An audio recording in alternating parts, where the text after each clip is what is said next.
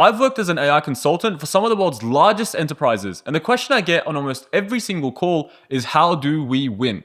Everyone wants to seize the AI opportunity, but no one knows where to start. So my job as an AI consultant is to break down the complexity and give my clients a simple roadmap that they can follow to absolutely destroy their competitors. And the best part is that it's honestly not even that hard to do, because over the past 2 years, I developed a simple framework that anyone can use to win. And in this video, I'm going to be sharing that with you for completely free. So whether you're an AI consultant or a business owner wanting to win the AI race, make sure to watch until the end, because this advice is something that I would charge thousands of dollars for. With that being said, let's get right into it. So in this video, I'm going to give you a framework that's going to tell you exactly what you should and can automate. But first, I got to quickly tell you what a standard operating procedure actually is. So a standard operating procedure, or SOP, as the name suggests, is a written list of steps that shows you how to do a task the same way every single time. So if you think about any specific action or thing that happens inside your business, and you can actually write down a set of steps that will perform that specific part of your business every single time, that is a standard operating procedure, or an SOP. For example, the idea is that if you have a new employee tomorrow, you can give them that specific SOP, and just by following it, they're able to complete that task. So a very simple example of an SOP is a new client onboarding email. So when you get a new client, what you want to do is you want to copy the onboarding email template. You want to add the client's name to personalized. You want to attach the onboarding guide, and then you want to send the email within 24 hours on sign up. Now, you don't have to be a wizard to be able to follow these steps and send a new client onboarding email to a new client, because we've set it out in very simple steps for you, and just by following these steps, you'll be able to complete that process. Whereas if I didn't give you this SOP and I told you to go and send a new client onboarding email, you'd be like, what am I meant to do? Right? Because I didn't tell you exactly how to do it. And that's the whole idea of an SOP. A bunch of steps that tells you exactly how to do it every single time. Now, when it comes to SOPs, because SOPs are just processes, well, obviously you can go deeper and deeper into them until eventually you get to steps, right? If I go back to this example of the new client onboarding email, we have these steps. Copy the email template, add the client's name, attach the onboarding guide, and send email within 24 hours of sign up. This whole thing makes for a SOP. Now, this is a very simple, small SOP, but this makes for an SOP. And then when you go deeper into it, you have these exact steps or action points that you have to follow. So an SOP is made of a bunch of steps fundamentally. Think of how a house is made up of bricks, right? So you can go deeper and deeper into it until eventually you get to steps. But the idea is that within bigger processes, these steps would sometimes also be considered their own SOP. So you would have smaller sub SOPs within that larger SOP. And so that's why SOPs are in layers. So a full SOP is a repeatable process. It has multiple steps, achieves a business outcome, very important, and can be made of multiple smaller sub SOPs. That's what we call a full SOP. Now, a step is a simple task or action within that SOP, as I just explained. It cannot stand on its own. It wouldn't really mean anything for you to just copy an email template. If you just copy that email template and you haven't even pasted it anywhere, well, good on you. Like, what does that actually achieve? Nothing. So a step by itself doesn't really make that much sense from a business perspective. It doesn't achieve anything. And it's usually dependent on the parent SOP to give it meaning. Because if you are copying an email template so that you can personalize it and send it off to a client, well, that is value. That means something. But if you're just copying it, it doesn't mean anything by itself. Now, that's a step, the smallest part of an SOP, the fundamental building blocks of an SOP, the bricks that make the house. Now, the sub SOP, or what we call a mini SOP,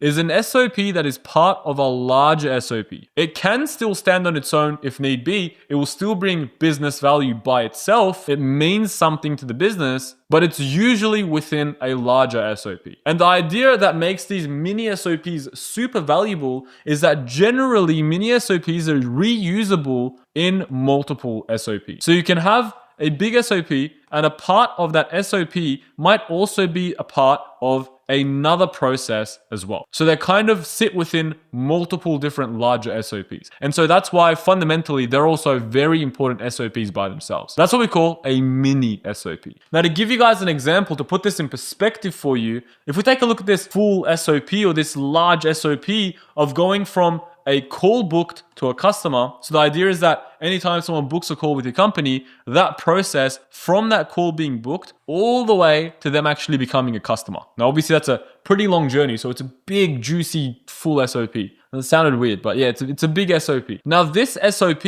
is made up of a bunch of steps. But at a higher level, it's made up of a bunch of smaller SOPs. So for example, when someone books a call, the first thing you do is you'd prepare for the call. Now, obviously that itself, prepare for the call, isn't one specific step. It's a bunch of steps. To prepare for the call, you'd go and research that person. And then you'd go and think about how you can help that person. And then you might take notes and put it somewhere. So it's multiple smaller steps. You'd jump on a consultation. You would send them a proposal post-consultation. You would follow up on the proposal. You would do a whole bunch of other things like send them a contract and send them an invoice, follow up on the contract, follow up on the invoice until eventually your invoice is paid. And that's when this process ends. But as you can see, there's multiple smaller SOPs within that larger SOP. And if we take a look at sending proposals post-consultation, well, that within itself could be divided into first adding that person to the CRM. And then after you've added them to the CRM post-consultation, then you will go and create and send that proposal. So this mini SOP itself has a mini SOP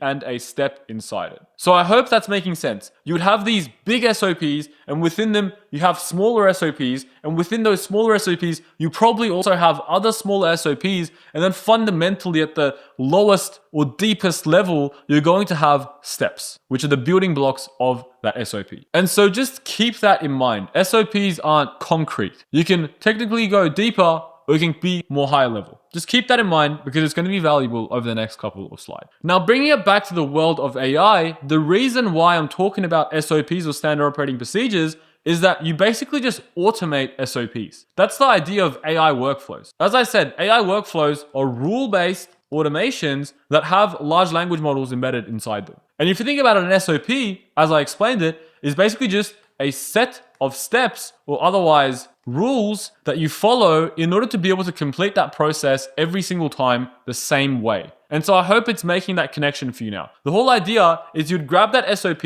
and then you just automate it using an AI workflow. And now going back to the idea of how AI is moving so fast and how you should focus on quick, high ROI, that translates directly into what types of SOPs you should be automating. Because if you understood what I was talking about with these larger SOPs and mini SOPs and SOPs within those mini SOPs and the smaller and smaller SOPs until eventually you get to steps, obviously if you want to automate a very long, big process, it's going to take you a lot longer. It's going to be a lot more resource intensive. So in order to achieve high, quick ROI, you should find the mini SOPs inside your business that will give you the highest ROI to automate at the shortest amount of time, meaning they are easiest to automate out of all of them. And eventually, as you automate these mini SOPs, you can work up to automating that entire process. But it's not right to come first and foremost and think, I'm going to automate my entire call booking to customer journey, the whole thing, without having automated these smaller mini SOPs first. Always focus on high quick ROI. And to do that, what you should do is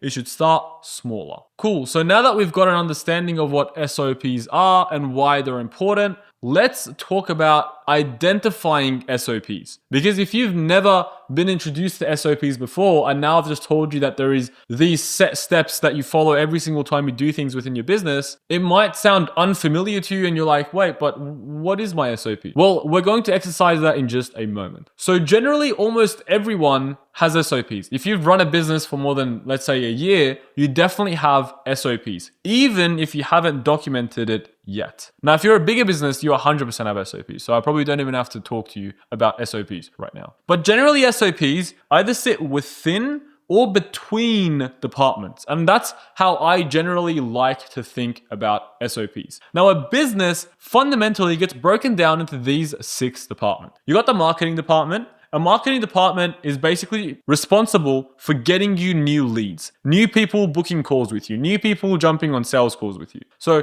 the idea is to take people that don't know you and get them to become warm leads or hot leads by booking a sales call with you. And that's the whole idea of marketing. Now, fundamentally, a business is divided into 6 departments. You got your marketing, you got your sales, you got your product, you got your operations, you got your finance, and you got your people. So I'm going to get into exactly what each of them are. Your marketing department is basically just a department that's responsible for getting you new leads. It takes people that don't know you and transitions them to people that do know you and people that eventually book sales calls with you. That's what your marketing department is responsible for. Now, once a person books a sales call with you or they express interest in your product or service, that's when the sales team comes in, takes that lead, converts it into a paying customer. Now, these people have actually bought your product. They're your actual customer because of the sales department. And then you got the product department, which is responsible for actually fulfilling the service or product that you offered the client. So if you're a window cleaning business, your product is cleaning windows, right? And the fulfillment of that is the person that goes and actually cleans that window after the marketing person gets them to book a call and the salesperson convinces them that we're the best window cleaners in the city. Then inside a product, you also have support. Now, some people like to have support as a different department, but generally support does sit within your product. And what I mean by support is just customer support. What do you do to ensure your customer is always happy? That's customer support. Then you got your operations. Operations is basically just running the business. Now, these people kind of sit at a high level and make sure everything is working properly with each other. Then you got your finance department, which is anything money related. And then you got your people, which is obviously anything HR related. Now, I found this quote and I really liked it.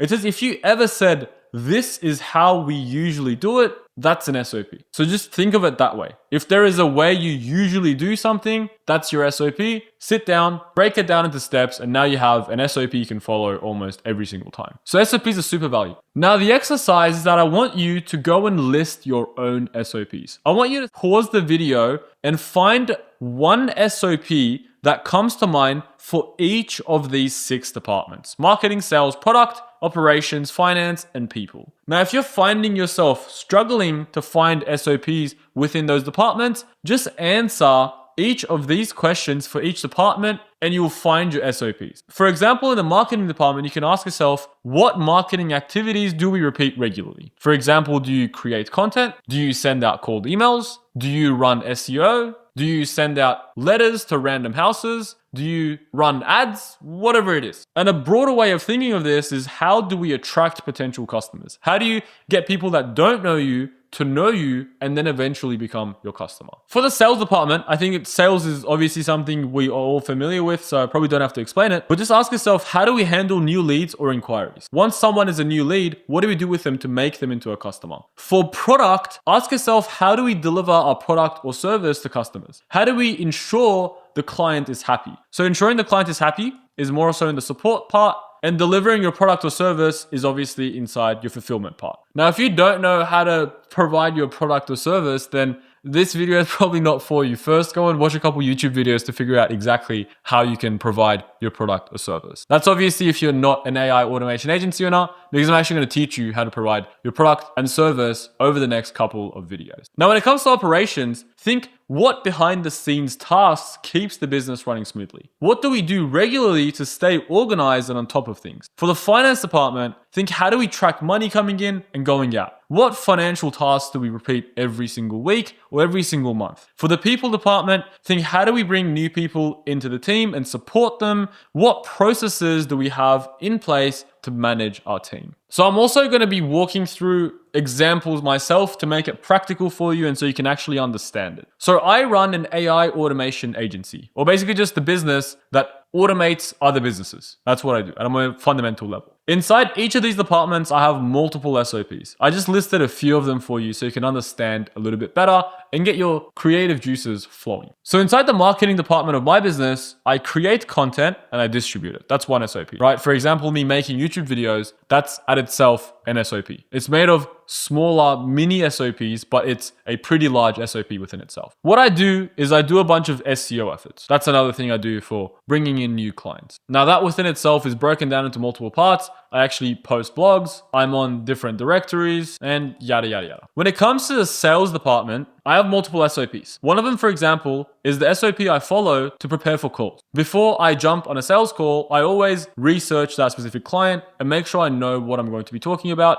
so I don't look like a complete baboon during the call. I also have technically an SOP that I follow for that specific consultation when I'm inside the call. I have another SOP for how I create proposals. I have another SOP for how I follow up people after I've sent them a proposal to make sure that they actually respond to me. I have another SOP for creating and signing contracts. Inside my product department, I have an SOP of doing a full discovery with a client once I know they want to become our client. Once I know that they definitely want to automate a specific SOP, I do this long discovery where I try and understand exactly what that specific SOP is so that I can automate it. And that's exactly what I'm going to be teaching you guys in the next couple of videos. So stay tuned for that. Development, planning, and execution is another SOP. Testing and deployment is another SOP. Monitoring and user acceptance is another SOP. Creating technical documentation is another SOP. Ongoing maintenance is another SOP. Post-sale support ticket handling is another SOP. In operations, I've got admin task management, coordination of each of the departments, creating, managing, and improving SOPs. Even creating, managing, and improving SOPs within itself is an SOP. In the finance department, there's creating, sending, and following up on invoices. There's expense management. There's payroll. There's budgeting. In people, there's hiring new employees. Within itself, it's got 2 mini SOPs of finding new hires. That's one SOP. That's one process you follow to make sure new hires can find you, whether you put up job ads on specific directories or whether you go to recruiters or whether you have a way of just calling people and finding out. And then another one is actually onboarding them once you hire them. So 2 mini SOPs within this larger SOP. And all of these SOPs, they're pretty small as they are, but you can even go deeper into them as well. And then another SOP for managing subcontractors. So I hope looking at these examples gave you an idea of what sort of SOPs you should be looking for inside your business. And if you're an AI automation agency owner, like I am, well, there you go. I've already given you the vast majority of your important SOPs. There you go. So I've popped up my head again because this part is really important. In this part, we're going to be talking about choosing the right SOP to automate. Because right now, you probably have found a list of at least 6 SOPs, but I hope you found a list of maybe 10 SOPs. And so the idea is now grabbing these 10 SOPs and being able to find out which one of these SOPs are SOPs that you should actually automate. Now, to do that, I've built my own framework called the What, Why, When framework. And the idea of this framework is that it will allow for you to ask yourself a set of questions that will filter out the SOPs that should and can be automated. So let's get into it one by one. The first question is the what. What can and should you automate? This one is the most important question of all. And in order to find out what you should and can automate, you only have to ask yourself these 2 sets of questions. The first question, which is extremely important, is the process repetitive? Like we talked about, AI workflows can only automate repetitive processes. And so the first question you should always ask yourself is this specific process repetitive, yes or no? If it's not repetitive, don't even think about it. Just forget about that SOP straight away, put it to the side because you're not going to be automating it right now. Now in the future with AI agents, you might, but right now you definitely won't. Now the processes that you know are repetitive, meaning you can sit down and map it out with all of its edge cases, and it doesn't end up being this humongous page full of different scenarios that you should be able to handle and full of randomness. If it's not like that, you know that it's repetitive, deterministic, you can map it out using just a couple of steps, and that's the way it's always going to happen, or at least it's going to happen 99% of the time, and you only care about the 99%, then you can actually move on to the next set of questions. So now this is the can. What can you automate? In the next one, you want to ask yourself these 3 questions to see if you should automate that process or not. So the first question you should ask yourself is this process error prone? Meaning if I get a human to do this process, are they likely to make errors? Yes or no? The next question you should ask yourself is this process time consuming? Meaning if I want to sit down and do this process once, is it going to take me a very long amount of time? The next question you should ask yourself is this process high volume? Meaning does this process have to happen very often inside my business? Because it might not be time consuming, but it might be something you do 50 times a day. So that still ends up using a lot of your time and taking a lot of your time. So if a process is not error prone, not time consuming, and it doesn't have to happen a lot, or it's not high volume, then don't even think about that process. Because what benefit is automating that process actually bringing you? If you're not doing it often, it doesn't actually take you a long time to do it once, and it's not error prone, that it doesn't actually bring you benefits or ROI by automating that process. So stop thinking about it. But if you have a process that is repetitive, meaning it can be automated, and it's either error prone, time consuming, or high volume, then that's a process you should automate so you can pass it on to the next part of the framework. So the next question is why? Why should you automate that specific process? And if I zoom in here, generally when it comes to an automation is basically just an investment for a business. Just like any other investment, you hope to receive a return on investment or an ROI that makes that investment a worthwhile decision for you. And so the ROI that you get when it comes to automating processes inside your business come from one of these three things. The automation would either save you time, it would either save you money, or it would either make you money. So if you're, for example, a startup or just a sole founder, automating a process might not necessarily save you money or make you money, but because it will save you time, it's still very valuable. Now, if you're a big business and an automation allows you to let off 2 or 3 employees, well, that's obviously saving you money. Now, if you're a business that wants to automate a part of their marketing and sales department in order to achieve a lot more volume, meaning be able to reach out to many, many more people, well, that's likely going to get you more customers, and more customers is likely going to make you more money. So that's a process that's going to make you money. So you should ask yourself, is automating this process going to save me time, save me money, or make me money? If it at least matches one of these, then this is a process that is bringing you returns. So it's a process that you could likely automate. Just one thing about saving time and making money is also pretty important.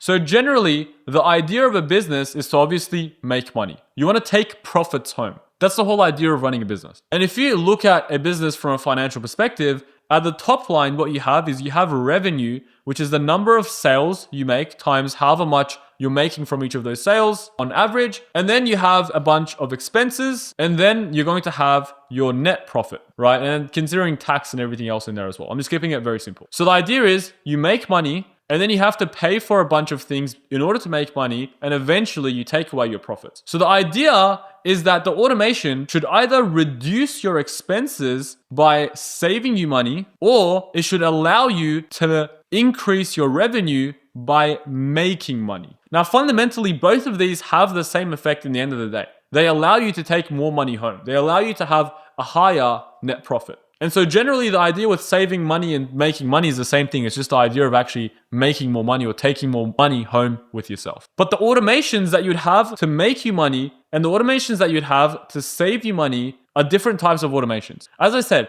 to make money, you'd probably have automations that sit within the sales or marketing department, the part of the business that allows you to bring in new clients and turn them into customers. To save you money, you'd probably automate SOPs that allows you to reduce headcount, meaning that automation should generally allow you to be able to achieve that specific thing inside your business with less people. So that's just a little tip. But the idea is that as long as that specific SOP being automated is either saving you time, saving you money, or making you money, you're getting some sort of ROI on that investment. So it's worthwhile considering it further. But if it's not doing any of these, then don't even worry about it, throw it out, don't think about it, and move on. So now we've considered what processes you can automate and what processes you potentially should automate. But there's something that's really important that I often see a lot of people making mistakes about. And that's when you can actually automate a process. So generally, I see a lot of people wanting to automate processes that they've never actually done before. And this is fundamentally a very big mistake, because if you think about it, right,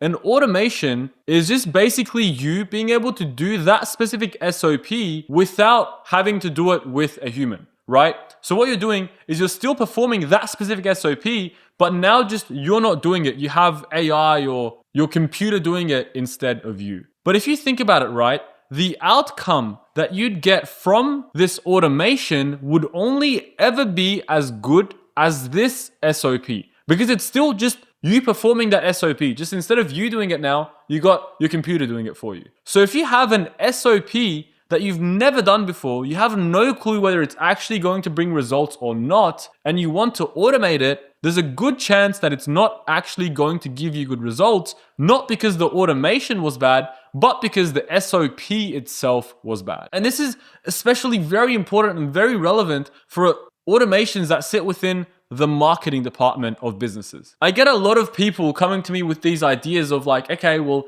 I'm opening up a new business, like I'm opening up a new bookstore or something. And I have this idea of how I'm going to reach out to a gazillion people on LinkedIn and outreach them and say this and message them that. And they have these really crazy lead generation funnels that they want to come in and automate. But then when I ask them, have you ever done this before? Do you actually know if this specific way of reaching out to your desired target market will get them to convert? And they say no. They don't even know if their target market is actually on that platform because they've never done that specific SOP before. And this is extremely dangerous because you're going to spend a lot of time automating an SOP before you even know that it actually works in practice. And if you think about it, right, if I were to just try and test out messaging people on LinkedIn manually for a week and then iterate and make that SOP better, the cost of changing that SOP when it's manual is a lot smaller than changing that SOP once it's already automated. Because once it's automated, I've put it in this very big flow that took me ages to make. And now if I want to come in and change that SOP, well, I have to go back and change how this entire flow works. And so the idea is that when it comes to automating an SOP, you should always invest your time up front into making that SOP optimized before you automate it. Only ever automate it once you know it's already optimized and it's already working and you've already done it multiple times and you know this is the way to do it. Because the cost of iteration once you've automated it is way higher than the cost of actually doing it manually for a little bit of time and optimizing it. And so I hope this resonates with you if you're an innovator and you have these very grand ideas of things you want to automate. Please just try it manually first, see if it works, optimize it, and then automate it. Even if you're just doing it in a very small volume. You don't have to reach out to 100,000 people like you want to with automation. Just reach out to 5 people and see if they respond. Reach out to 100 people and see if they respond manually. Once you know they respond and it actually works, cool. Then go and automate it. Just try it manually before you sit down and automate it. Especially if you're an AI automation agency owner, this is extremely important for you because you're going to get people wanting you to automate a process for them. And then you go and you spend a lot of time and you build that perfect automation for them. But then they come back and they're complaining that they didn't get results. But they didn't get results not because you're a bad automator or you're bad at doing your job. They didn't get results because that process wasn't good. And so I'm a very cautious now when I work with clients that have these grand innovative ideas that they've never implemented before. I always tell them first, please either go do it manually or if it doesn't work, just know that it's not my fault. It's because the process hasn't been optimized and tested before. So just keep that in mind if you're an AI expert. Super important. And so that collectively was the what, why, when framework. It's just a very simple set of questions you ask yourself in order to filter out SOPs that shouldn't be automated and keep the ones that should or can be automated. So just to reiterate on it, first question you'd always ask yourself is that process repetitive? If it's not repetitive, throw it out. Don't even think about it. If it is repetitive, then ask yourself, is it error prone, time consuming, or high volume? If it is one of those three, then consider it further. So if you found that it's repetitive and it's error prone, time consuming, or high volume, then think of it from a business perspective. That's what the why does. Think, okay, from a business perspective, is this saving me time? Or at least, is this saving me more time than it's taking me to actually build it? Is it saving me money or is it making me money? As long as at least one of these is actually happening, you're getting some sort of ROI from a business perspective, so it's worthwhile considering this further. But if it's not, throw it out. There's no point in doing it because you're not getting any ROI whatsoever. You're just wasting your time. So then once you've realized that from a business perspective, it also gives you ROI, you should ask yourself, is this process actually ready to be automated yet? Have I actually done this process before, or am I just sitting here making a bunch of assumptions as to what would and wouldn't work? If you haven't ever done it before, please go and do it manually a couple of times, maybe more than a couple of times,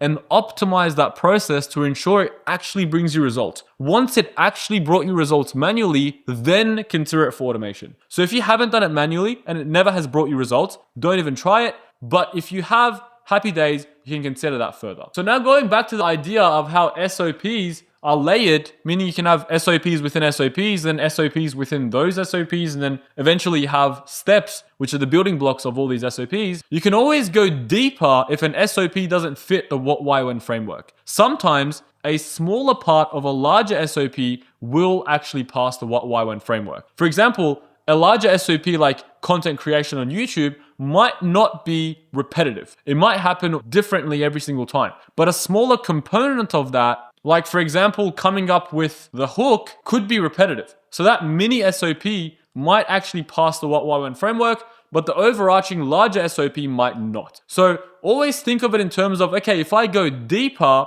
would a smaller part of this SOP pass the what, why, when framework? Because as I said, automating these mini SOPs generally is better considering the space moves so fast than automating these larger full SOPs. So for example, as I said, an SOP might not be repetitive, but a smaller part would be. But another example is that a larger SOP isn't actually proven, meaning you haven't done it before, but you've done a smaller part of that before. So that smaller part you can automate first. So always just go deeper and deeper and deeper and think, does this fit the what, why, when framework or not? Now, what I want you guys to do is take a moment, go through all of the SOPs you found within your business in the previous exercise, and then take them through the what, why, when framework and see which one of them you can and should automate. So what I'm going to do is I'm going to open this up and then leave it there for you so you can go through the framework and filter out your SOPs. Cool. So now I'm going to go through a couple of examples of my own SOPs as well to further solidify this in your mind. First off, YouTube content creation. Well, is YouTube content creation repetitive?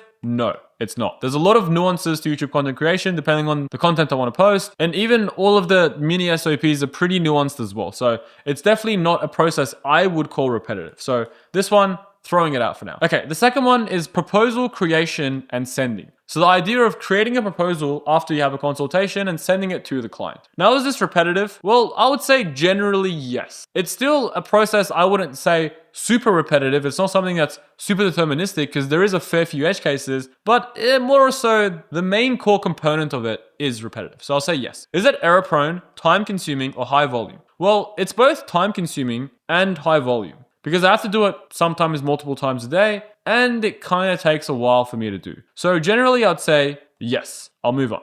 Does it save me time, save me money, or make me money? Well, it definitely would save me time. That's one thing. It will also make me money because if I were able to get back to people within just 30 minutes of a consultation and send them a full proposal that's built out with a lot of information, obviously the lead is still hot. And because I'm maximizing speed to lead, I'm likely to convert more clients. And so yes, generally it will make me money as well. So it will both save me time and make me money. So definitely yes. And then the next question is, has this process been proven to bring results? Have I done it before? Do I know that this is the right way to do it? Definitely, because I've done this process many, many times. So this one is also yes. So generally, proposal creation and sending is a process that I definitely can automate. Now, the next one is SEO blog posting. So just the part of the SEO management process or the mini SOP where I just post the blogs. Is it repetitive? Definitely. Is it error prone, time consuming, or high volume? Definitely time consuming. Does it save me time, save me money, or make me money? It will definitely save me a lot of time.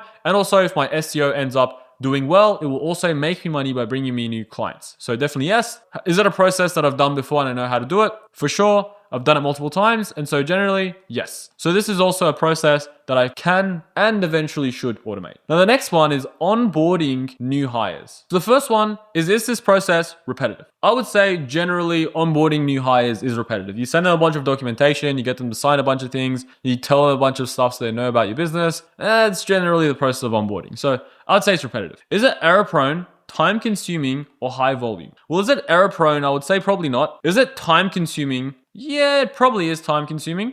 Is it high volume? Definitely not. I'm not hiring every single day. The next question is, does it save me time, save me money, or make me money? Now, this one's a bit difficult because I'm not onboarding new hires every 2 seconds. So it's not necessarily saving me time in the short term. If I think about it, onboarding new hires for me would be something that I do every now and again. So generally, I would say it wouldn't save me time. Would it save me money? Well, not really, because I don't actually have a HR person working for me right now. And I can't necessarily replace them by automating onboarding new hires because it's just not that high volume. I haven't achieved that level of scale yet. I'm not at 150, 200 employees. So, no. Next question is it making me money? Well, not really. Me automating onboarding isn't getting me more sales. So also not something that is making me money either. So realistically, when I think about it, if I were to invest in automating onboarding new hires, it wouldn't really bring me any sort of return on investment, at least in the short, medium term. So with that considered, I would say it doesn't pass the why part of the framework. And so this is not a process that I would consider for automation. So out of these 4 processes, we found that proposal creation and sending is a process that's raw for automation, and SEO blog posting is another process that's raw for automation, and we filtered out YouTube content creation and onboarding new hires. So that's what I'm hoping that you guys did in the previous exercise. But if you didn't, stop now, go through your SOPs and filter out the ones that you don't think should be automated and keep the ones that you think can and should eventually be automated. And just if you're doing that, that's the what, why, when framework for you one more time. So if you did the previous exercise, you probably see now that you still have a fair few SOPs left. If you had 10 SOPs, you might still have, 4 to 6 SOPs that you found past the what, why, when framework. So what should you do? Should you invest in automating all of these 4 to 6 SOPs straight away? Well, of course not. The idea is to be able to figure out a way to choose the first best SOP to automate that, then the second best SOP to automate that,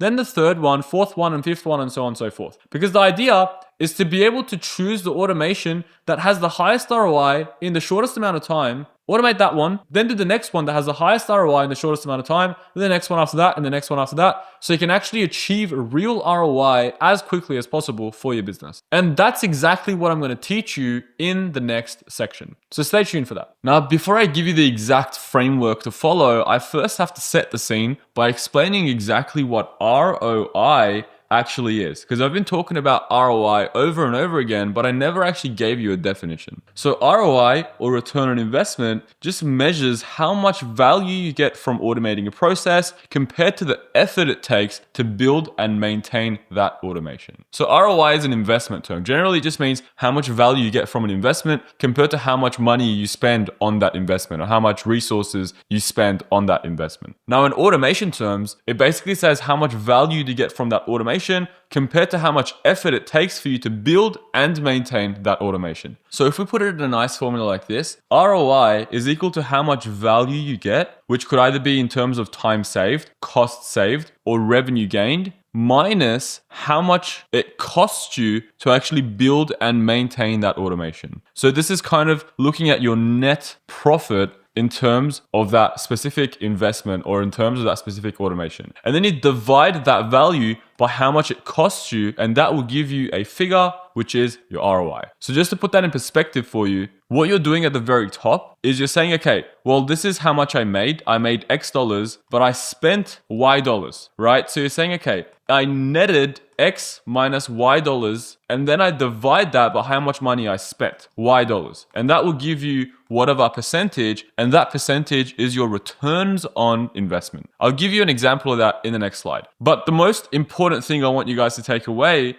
generally when it comes to ROI, the more benefit you get or the less effort you put, the higher the ROI. So basically what I'm saying is the higher this value is, or the smaller these two values are, then the higher your ROI would be. And that's just basic, simple mathematics. So putting that in business terms, a high ROI automation will be an automation that likely saves you or your team hours every week, helps you close more deals and onboard more clients, removes manual errors or missed deadlines, runs without needing constant updates or fixes. So runs without needing constant updates or fixes is reducing the cost to maintain it, and then saving you time, helping you close more deals, or removing manual errors is obviously increasing your returns. Now, a low ROI project would be a project that doesn't really save you that much time, is rarely used, takes weeks to build, but only saves a couple of minutes, and adds a fair bit of complexity without actually solving a clear problem. So to give you an example of ROI and solidify it in your mind, think of it this way. Let's say you build an automation that saves you 10 hours per month. Your time is worth $100 per hour. So if you times $100 per hour,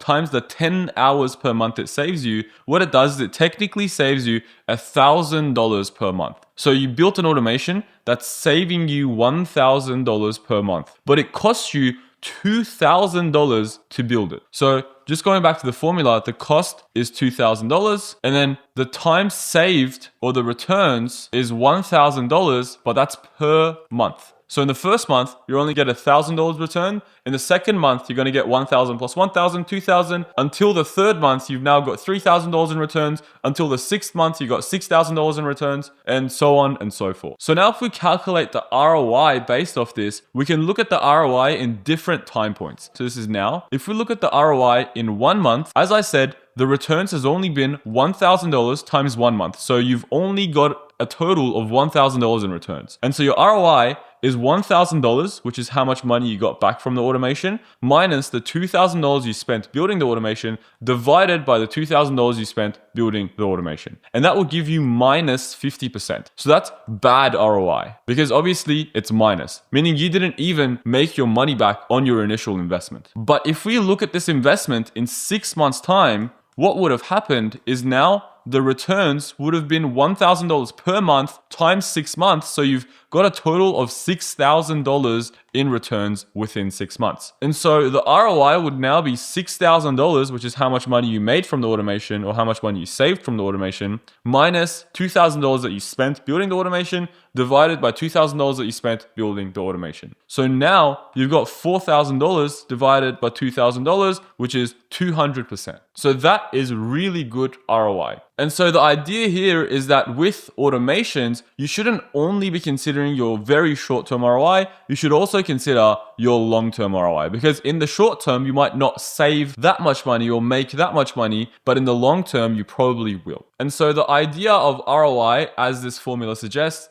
is if ROI is equal to 0, that means that you've only made as much money as you spent. So that doesn't really justify the investment. If the ROI is greater than 0, meaning it's positive, that means you've made more money than you've spent. If the ROI is less than 0, meaning it's negative, means you've made less money than you've spent. So just by looking at the sign of the ROI, whether it's positive, negative, or 0, you'd know whether you've made more money than you've spent, made less money than you've spent, or made the same amount as you've spent. But as I said, ROI will be calculated over time because you'll make more and more returns over time, especially when it comes to automation. So thinking specifically about automations, there's 3 things that will determine the ROI of your automation. The first one is the value or the benefit that it brings your business. Now, this could be seen as time saved, cost avoided, revenue generated, or risk reduced. And I've talked about this in the previous sections. So these are the benefits that automating will bring your business. Sometimes an automation will bring you multiple of these benefits. Sometimes an automation will only bring you one. Sometimes the automation won't bring you any of them. Now, risk reduced is one that doesn't really apply to most businesses. It's more for bigger businesses when they do compliance automations and that sort of stuff. But I thought to put it in here to also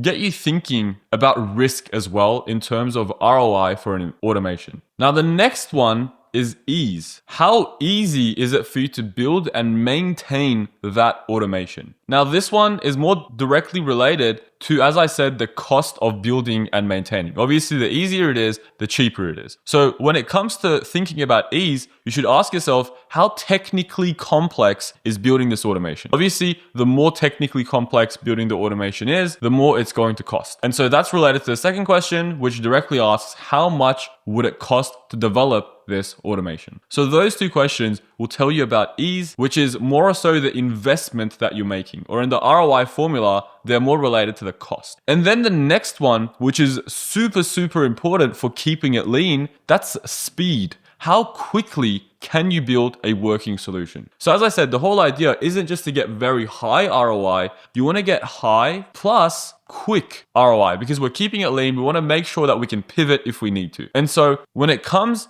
to choosing an automation to develop, you should also be thinking about the speed or how quickly you can develop it or how quickly you can get to that ROI. And so if you combine value, ease, and speed and think about every automation in terms of those three factors, you can easily figure out which one you should automate first, second, third, fourth, fifth, and so on and so forth. And I've actually made that very easy for you with an ROI analysis matrix. So this ROI analysis matrix basically just has a y-axis and an x-axis. And on the x-axis, it's saying how easy it is and how quick it is to build that automation. And then on the y-axis, it's saying how much value does it bring your business. And you should think of these in terms of the factors that I just mentioned. So for value, you got time saved, cost avoided, revenue generated, risk reduced. For ease, you have technical complexity and cost. And then for speed, you have how quickly can it be developed. And so the idea is that if you figure out a score for ease and speed, let's say the score is like somewhere here, and you can figure out a score for value, let's say the score is somewhere here, you can put these on the matrix, find the point that they intersect, which would be here, and then that will define which quadrant that automation sits within. So the ROI analysis matrix has 4 quadrants, and this is extremely important, so pay a lot of attention here. On the top right quadrant, which has the automations that are the most easiest and can be built the quickest and also bring you the most amount of value, so the automations that achieve the highest ROI in the quickest time. So highest ROI in the quickest time. Because as I said, ease and value determine high ROI and then quick determines quick. So the automations that have the highest ROI and can be built in the quickest times are what we call quick wins. And these quick wins are exactly what you want to be focusing on when you're building out automations. You always want to build out the quick wins first. Because as the name suggests, they're quick wins. You quickly build them, you quickly get ROI, and then you can go to the next one. So these are the best possible projects that you can work on. Then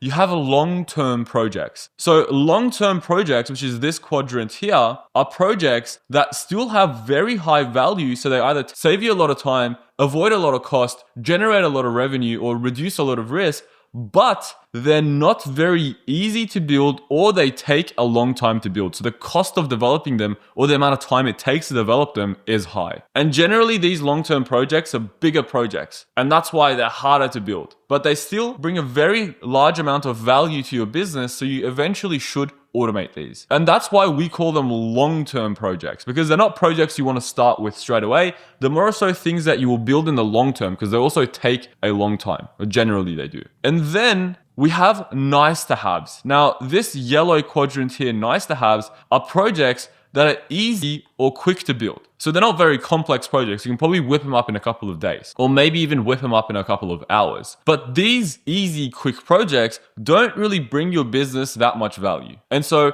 these are projects that are nice to have. Like, it's cool if you have them, but not having them also doesn't really change your business that much. And so nice to haves should be projects that you work on when you have additional time. If you have a spare hour, or if you want to work on the weekend, then you can build the nice to haves. But you should never prioritize nice to haves over quick wins or even long-term projects, because these are the ones that actually push your business forward. These are the ones that actually bring you value. And then in the red quadrant, we have projects that are an absolute waste of time. Don't even think about them. These projects are projects that are low value, meaning they don't really bring your business that much benefit. They don't save you time. They don't avoid any cost. They don't generate much revenue, and they don't really reduce any risk. And they're also either very hard to build or they take a lot of time, or both. And so these projects, there's just absolutely no point in developing them, because when you think about high and quick ROI, they're not bringing you high ROI and they're definitely not quick. And so generally these projects are what I call a waste of time, and you should avoid them altogether. And so just by looking at this ROI analysis matrix and putting automations within these 4 quadrants, you would easily know which automations are worth building and which automations are not worth building, and which ones you should build first, second, third, and fourth. And I'll tell you exactly how to do that over the next couple slides. Now, just a quick tip. As I said, long-term projects are generally projects that are larger in scope. They take a lot longer to build, or maybe they're even more complex. So these projects are generally larger SOPs. So if you remember, I said we have something called full SOPs, which are SOPs that are very large, they contain multiple smaller mini SOPs inside them, and they're usually end-to-end. They end-to-end cover one specific part of your business, like going all the way from call booked to customer acquired, which is a pretty long, lengthy process. Now, if I were to try and think of going from call booked to becoming a customer as one specific SOP, and then try and rank that in terms of ROI, well, that's obviously not very easy or quick to build. And so that wouldn't fall within the quick wins. Where that would fall is it would fall within the long-term projects because it's high value, but it will take me a long time to build and it's not very easy. Now, you shouldn't just put these larger SOPs aside. What you should do is you should think of them in terms of smaller SOPs. Break it down into its mini SOPs and then think whether the mini SOPs fall within the quick wins or not. Because one part of the call book to customer acquired process, which is much smaller, like just the proposal creation part, might still bring me a lot of value and could be built very quickly. So it might well and truly actually be a quick win. And so you should always think, okay, well, is this long-term project a very large SOP? Well, if it is, can I break it down into smaller mini SOPs and see if these mini SOPs are SOPs that should be built out first? And honestly, even when you do end up building these long-term projects, if you don't do this, you will still have to break it down into its mini SOPs, like I suggested in the previous section, and build those mini SOPs first to eventually build out the overall project. So don't think of very large SOPs directly, break it down into mini SOPs and rank them that way. And now you might be asking, okay, well, the metrics that you gave me are very hard to standardize. How easy it is, how quickly it could be built, how much time it saves, how much revenue it generates, how much risk it reduces. Obviously, all of these metrics are quite different metrics. So it's hard to put them all into one table and rank projects that way. And that's why when it comes to scoring these automations or these SOPs, what you should do is you should think of it in terms of comparative scores. So if you have, let's say, 5 SOPs and you want to rank these 5 SOPs, so let's say that's 5, what you should be thinking is from a value perspective. Now, this value could be, as I said, time saved, revenue generated, money saved, or risk reduced. And obviously, as I said, all of these 4 metrics are very much different, but you can still think, okay, well, out of these 5 projects, number 1, 2, 3, 4, and 5, comparatively, if I were to score them from 1 to 5, which one would give me a value of 5 out of 5, which one would give me a value of 4 out of 5, which one would give me 3 out of 5, 2 out of 5, and 1 out of 5. So you can make comparative scores in a way to try and standardize all of these different factors. So same thing when it comes to ease and speed. Just think of it in terms of a comparative score. If you were to compare these 5 and put it on a scale of 1 to 5, what would you rank each of them? And then once you've got the score out of 1 to 5 for ease and speed for each of them, and then you got the value out of 1 to 5 for each of them as well, what you want to do is you want to put it on the ROI Analysis Matrix just by finding the specific intersection that they should go on. So for example, if you had a SOP that gives you a value of 4 out of 5 and the ease and speed is only a 3 out of 5, well, what that would be is you'd go value 1, 2, 3, 4. So it's this one here. So ease and speed 1, 2, 3, and that's this one here.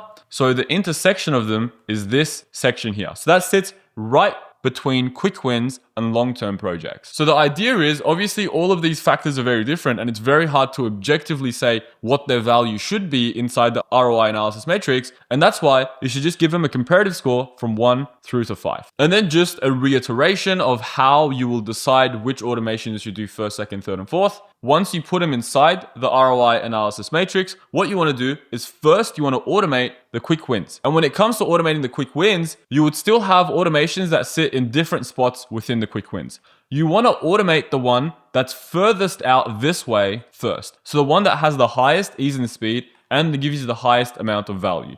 So this one should be automated over this one and this one. And then these two should be automated over this one. And then when it comes to long-term projects, well, what you should first do is think, okay, these long-term projects, can I break them down into smaller mini SOPs and then re-rank those mini SOPs? If 1 or 2 of these mini SOPs sit within quick wins, then perfect. Build those mini SOPs first. But if you are finding it hard to actually break that long-term project down to smaller mini SOPs, that's completely fine. You should still do long-term projects after you do quick wins because they still bring you a high amount of ROI. And so with these long-term projects, when you want to actually build them out, you should still try and build them out in terms of proof of concept first. So break it down into its core fundamental part, automate that part first as a POC, and then slowly automate more and more bits of it. So always still try and get ROI as quickly as you can, even if it's a big long-term project. And then we have the nice to haves. As the name clearly suggests, nice to haves is just nice to have.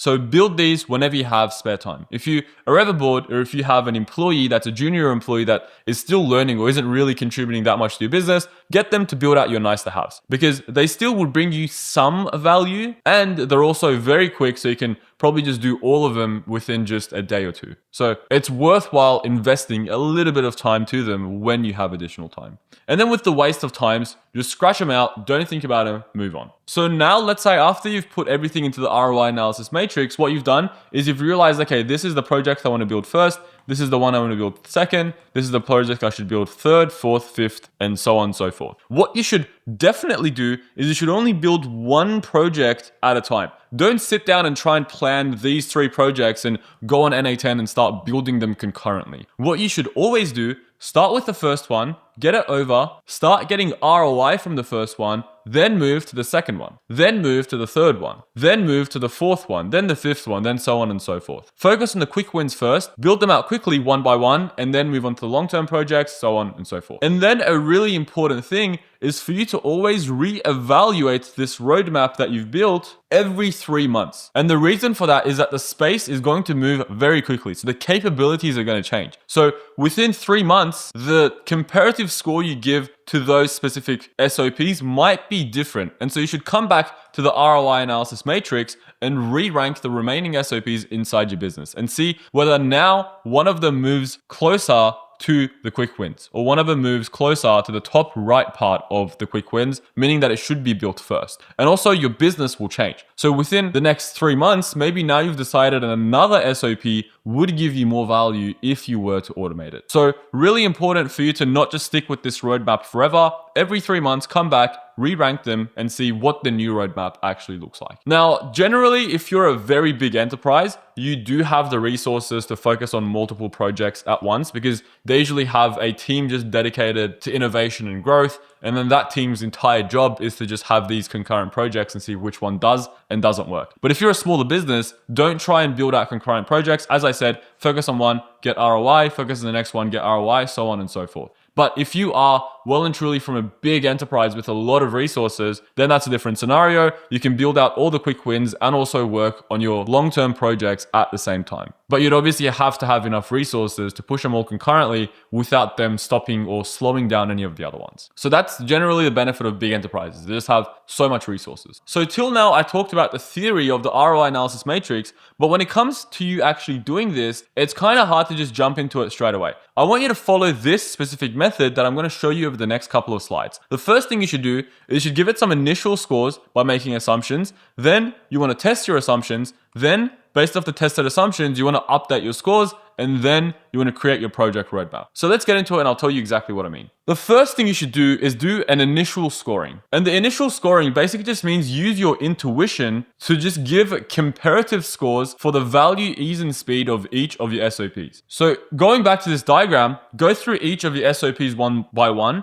and then think, okay, from an ease and speed perspective, if I wanted to score them from 1 to 5, how easy would it be to build this project and how much would it cost? And also how quickly can I build it? Give it a score from 1 to 5. And then in terms of value, think how much time can you save, how much cost can you avoid, how much revenue can you generate, and how much risk would this automation reduce? And then give it a comparative score from 1 to 5 for each of your SOPs. And basically do this without any research. Just use your intuition. Think how easy and quick it would be to build and maintain it, and also how much value it would bring your business without researching anything, and just give it a score from 1 to 5. And I want you to also make assumptions, right? I want you to assume that it's going to be easy. I want you to assume that it's going to be very quick to build this. I want you to assume that it's going to make you a lot of money for now. Now, I want to go through a quick example of me doing this for a couple of SOPs within my own business. Really solidify in your mind how you can do this for yourself. And it's really super simple. So I've got these 5 different SOPs within my business that I'm ranking. First one is meeting reminders. Second one is SEO. Third one is onboarding new hires. Fourth one is building a full company brain. And the fifth one is happy birthday client reminders. So now let's first look at meeting reminders. And just to explain what meeting reminders actually means, it's the process of you reminding people that they have a meeting with you, especially when it comes to sales calls and consultations. If someone were to book a consultation with you online, it's the process of you reminding them, hey, the consult is coming up in a day or 4 hours or 8 hours, to make sure that they actually show up, especially if they haven't confirmed their attendance yet. Now, would this save me a lot of time? Yeah, it kind of would, because if I had to do this myself every single day, it would be pretty annoying. And it's a process that doesn't take a long time, but it happens quite often. If you remember what we talked about inside the what, why, when framework. Does it avoid me a lot of cost? Yeah, you could argue that it does, because if someone doesn't show up to a call, that's time that I've spent. And so that's generally costing me money. So I would say, yeah, it kind of does avoid some cost as well. Does it generate me revenue? 100%, because if I can increase my show up rates to meetings, then that will eventually lead to a higher conversion rate of the number of customers I get. And so generally that will mean that I can make more sales and make more money. So definitely generates me more revenue as well. Does it reduce my risk? No. So this process, I would say, is a process that brings me a lot of value. So I would say this is what I will call a 5 on the scale of 1 to 5 in terms of value that it brings my business. Now thinking of it in terms of ease and speed. So from an ease perspective, how easy would this be to develop? Well, obviously I have been in the space for quite some time. And so for me, I don't really make incorrect assumptions at this stage. When I think of a project, I can automatically understand, well, how easy would it be to develop and how quickly can I develop it? But for you guys, if you're just starting out and if you're new to this, it might be a little bit more difficult. So you might have to make assumptions that might be incorrect later on. And that's completely fine. In this stage, we're just making assumptions. So I want you to use your intuition and think, how easy would it be for you to develop it and how much it would cost you? So for a meeting reminders automation, I know that it's a pretty easy automation to build because it literally just uses Gmail and NA10. And it's just a very simple flow of logic that will say, okay, well, if they haven't responded within 1 day of the actual consultation, cancel it, send them an email. If it's more than 1 day, you can actually send them a reminder and yada, yada, yada. So I know what logic I'm going to use, and I know that it's only just using one API, so it's pretty easy. How much would it cost me? Not much. And how quickly can I whip it up? I can probably build this out in like 2 hours. So this is something that's definitely very easy and very quick. So I would say this is a 5 on the value scale and also a 5 on the ease and speed scale. So then putting this on the ROI analysis matrix, this sits within 5, 5, right here. So that's meeting reminders. This is literally the best automation that you can technically build, or at least I'm assuming it is right now. Then the next one is search engine optimization, or SEO. So when it comes to SEO, how much value would it bring my business? Well, let's think about it. Would it save me a lot of time? Yes, because thinking about blogs and creating blogs and posting blogs takes a long time, and it has to be done every single week if you want to get results. So generally, it would save me a lot of time. Does it avoid me cost? Well, if I wanted to hire an SEO agency, it would cost me a lot of money. So yes. Does that generate me a lot of revenue? I would say it definitely would, because if you can get your SEO right, you get a lot of clients, and the more clients you get, eventually the more money you'd make because you'd get more customers. And so generally it does also generate me a lot of revenue. Does it reduce my risk? Well, I wouldn't really say so. And so this one is also another process that I would say brings me a lot of value. So I would call it a 5 on the value scale. From an ease and speed perspective, how easy is this to develop and how much would it cost to develop? So if I was thinking of this for the first time ever, I would actually say this is a pretty complex automation to develop end to end. If you're looking at SEO, not just writing the blog post, but actually thinking of it in terms of ideation and keyword research and all that sort of stuff, it's a pretty long process. But I've already built out bits and pieces of this for my own business. So for me, I would say this is generally an easy automation to build. But for you guys, this might be a little bit harder if you're doing it for the first time. And so from an ease and speed perspective, I would give this a 4. But if you guys are brand new to this and you have no clue about how you would automate your SEO process, you might want to give this a 3 or something like that. But just to let you guys know, if you guys are inside this community, I've made videos and given you guys free templates on automating your entire SEO. So for you guys, this would be a 5 in terms of ease and speed, because you literally just watch the video and implement it into your own business in literally no time. So that's also one of the reasons I put it as a 4, because it's even easy for you guys to have given it to you inside the community. So this one, I would put it as a 5 and 4, which is over here. Now, the next one is onboarding new hires. Now, onboarding new hires, let's look at it from a value perspective first. Well, from a value perspective, would onboarding new hires save me a lot of time? No, because I don't really onboard that many new people that often. I'm not a big company like Google or Apple, which have thousands of employees. So I don't really worry about onboarding new hires as something that happens often inside my business. Does it avoid me a lot of cost? Yeah, not really. I would say, as I said, doesn't really happen often. When it does, I don't think it's that much of a bottleneck, so it doesn't really avoid me that much cost. Does it generate me a lot of revenue? Well, I would say no. So generally, none of these three are true. So when it comes to onboarding new hires, I would say the value it brings me is only a 1. I can't really think of that much value it brings my business at this very moment in time. Now, from an ease perspective, onboarding new hires, the automation to develop it for me would be pretty complex because it's probably multi-step, multiple things need to happen, and I don't even know where I should start in terms of actually building out the SOP internally within my business first. So I would say this is probably a process that is going to be difficult for me to build, and when it comes to a speed perspective, it's not something that's top of mind for me. It's not something that I can quickly write down on a paper and build it out. So I would say it also takes me a long time. So this is an automation that I would definitely not want to automate. And so from a value perspective, it's 1. From an ease and speed perspective, it's 1. So if I put that in the ROI analysis matrix, it sits literally at the bottom of the bottom within the waste of times or the red quadrant. So this is an automation that I'm not going to develop. Now, the next one is full company brain. Now, if you guys don't know what the full company brain solution is, the full company brain solution is basically just the idea of grabbing all your business's data, putting it inside a database, and getting chatbots to connect to these databases. And then you can have different chatbots specialized to connect to different data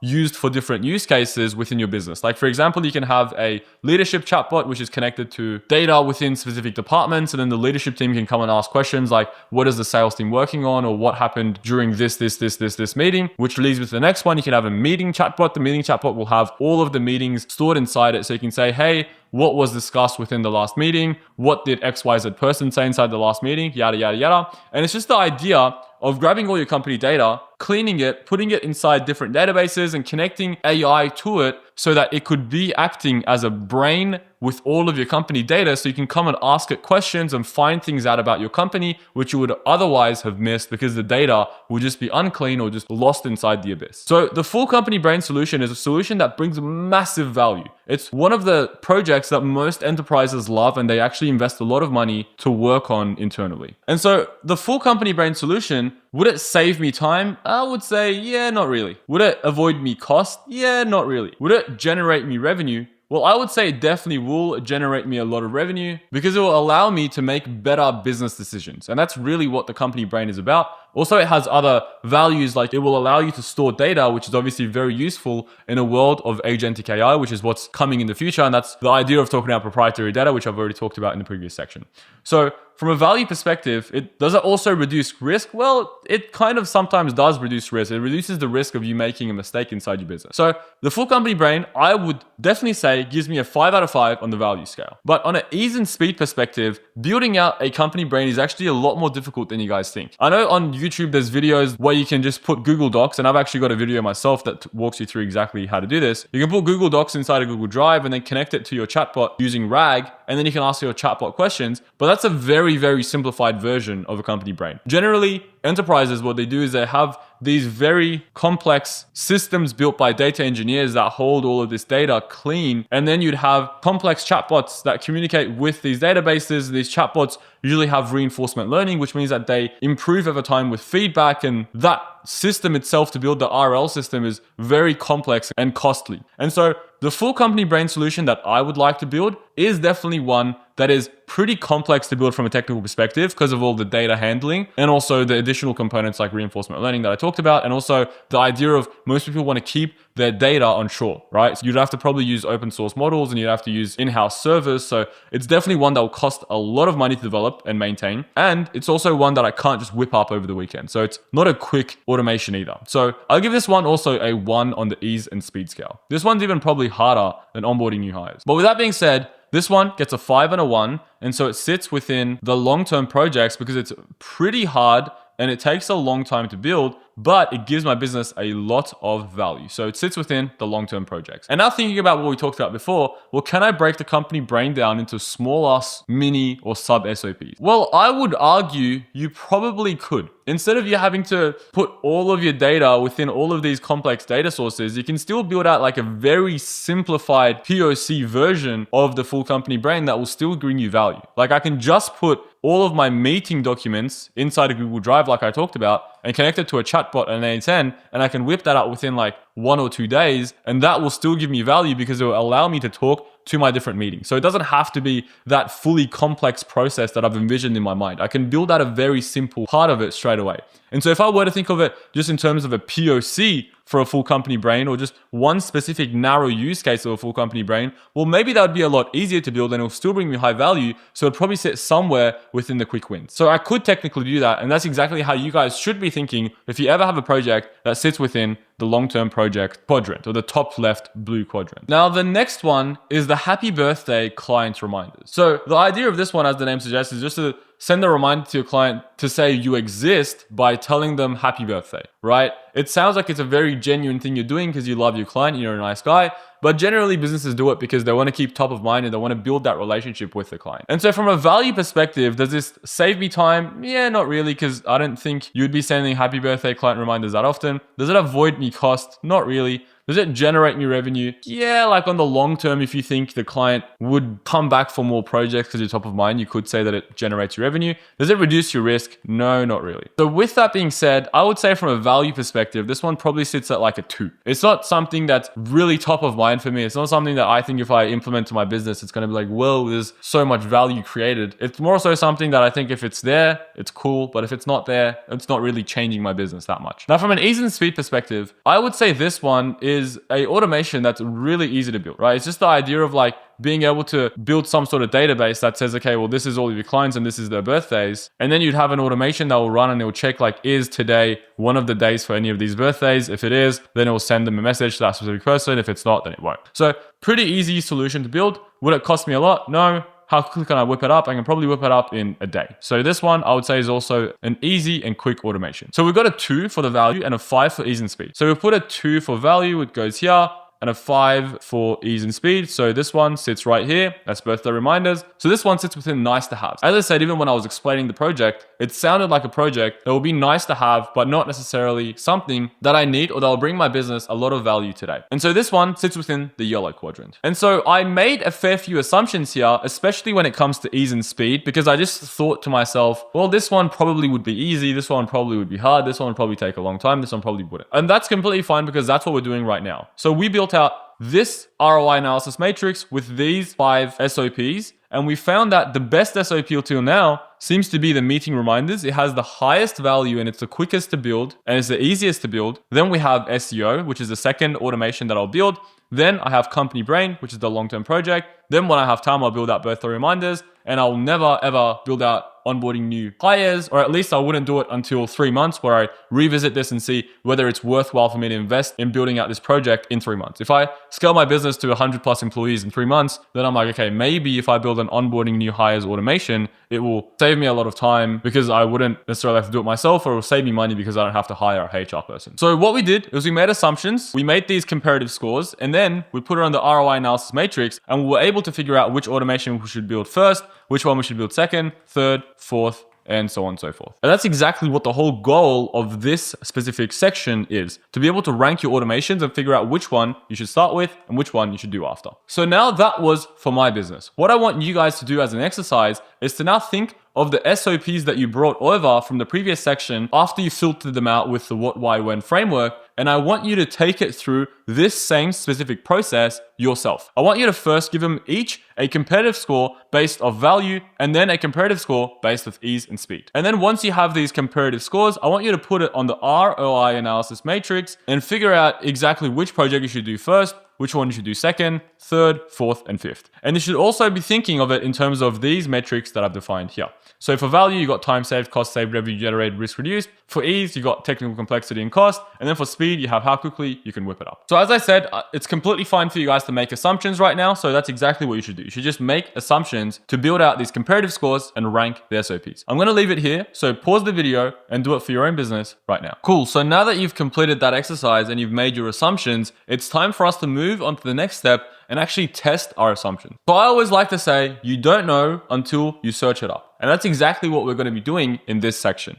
What we're going to be doing is we're going to be testing the assumptions that we made to give those SOPs those specific scores, especially in terms of ease and speed, by actually searching it up or doing what we call a tech feasibility. So the idea of a tech feasibility is that you just check to see whether it's actually feasible from a technical perspective, and that will help you understand how actually complex it is for you to actually build it from a technical perspective. And so the 4 things that I want you guys to definitely focus on first is, number 1, what sort of API access or what sort of webhook access do you need? So think in terms of that specific SOP, like for example, meeting reminders, think what sort of external tools does it use? What sort of external softwares do you use manually when you complete that SOP? So in terms of meeting reminders, I know that this definitely uses Gmail, right? So that's one tool that it uses. And so I want to make sure in this section that Gmail actually gives me the correct API access for me to be able to do what I'm meant to do, which is send off the emails to remind them that, hey, your consultation's coming up tomorrow. The next software that I know that is inside the meeting reminders SOP is my Google Calendar. Why?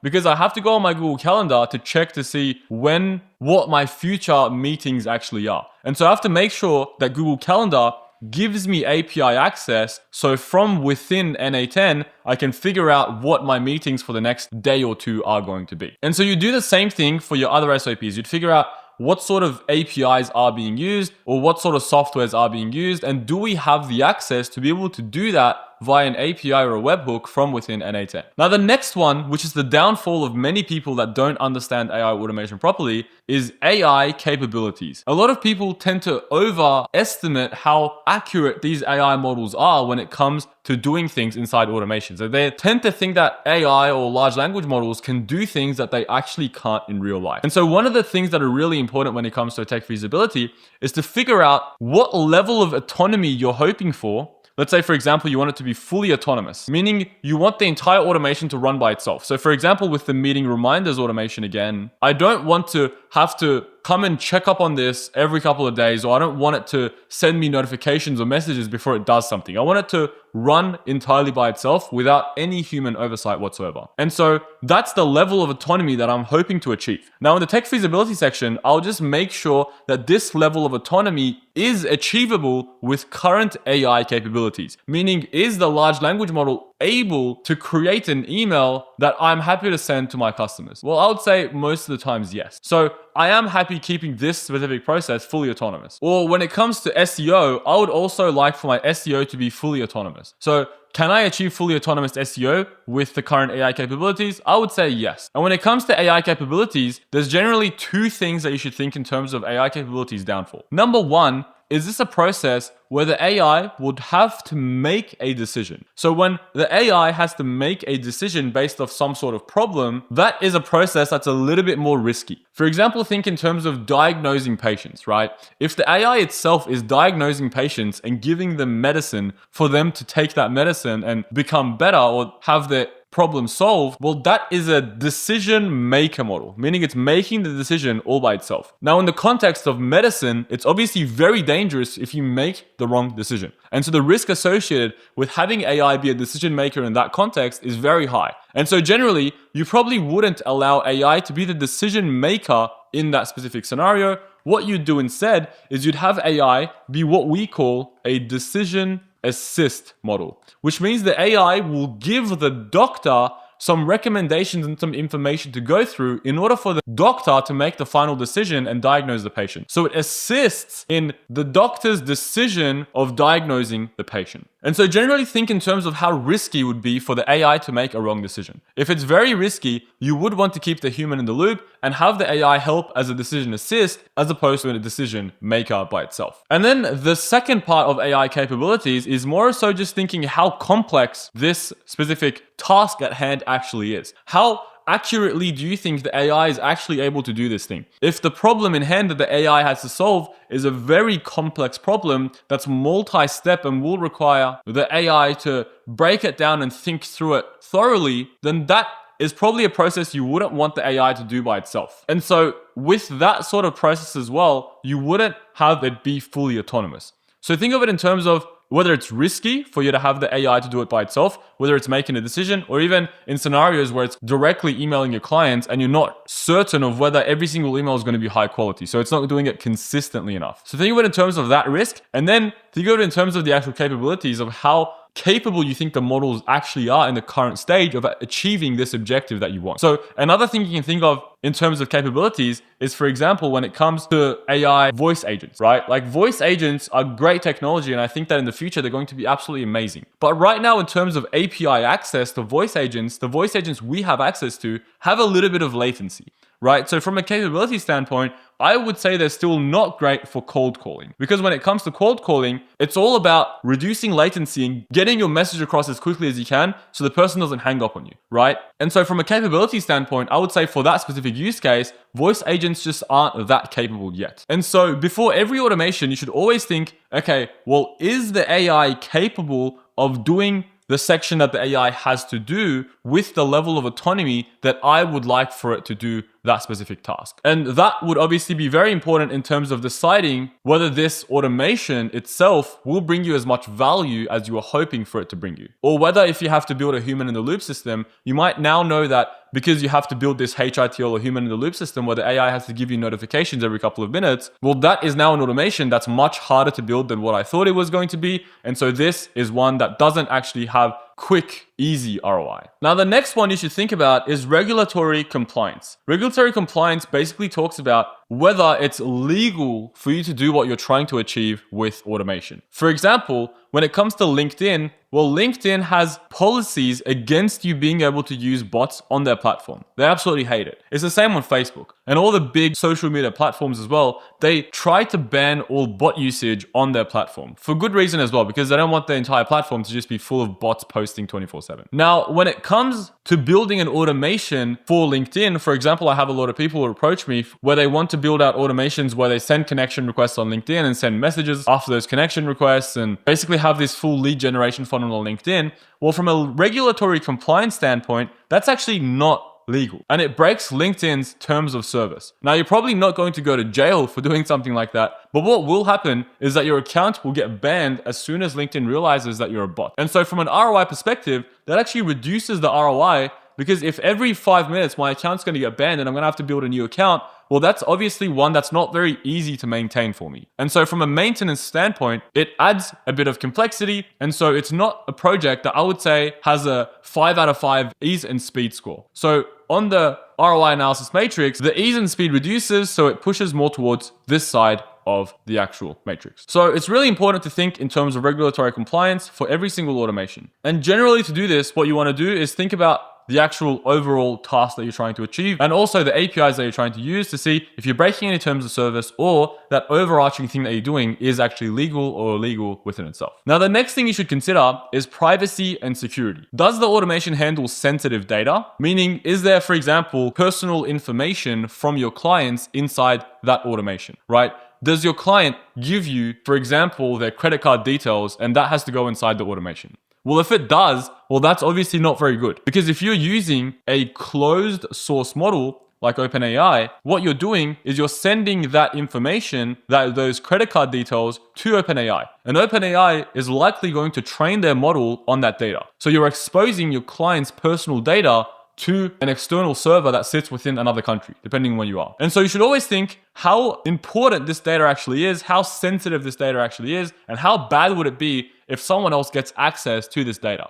And then based off that, you would make a decision as to whether you could have a closed source model or a closed source system where you're happy to send this data offshore or to another server within another company. For example, just using OpenAI and NA10, that's closed source because your data is being sent off to NA10 on the cloud hosted version, and your data is also being sent off to OpenAI. So it's sitting on their computers. Or if it's really sensitive or it's really important proprietary data, you might want to keep it open source and also keep it onshore. Meaning instead of you sending it to the computer that sits within OpenAI, you use it within your own computers or your own servers that sit locally wherever you want it to sit. And so you have to make this decision as to how sensitive that data actually is and how important security actually is for you. And then based off that, what sort of setup you should have for this automation. Now, one thing you should understand is that if you wanted to build an open source system with data being kept onshore on onshore servers, and I've actually just removed my head so you can actually see this. If you want to keep everything onshore and open source, that actually makes the project significantly more difficult and more expensive to build. So from a maintenance standpoint, having a local server where you're keeping all your data is actually very, very expensive. And so that will push your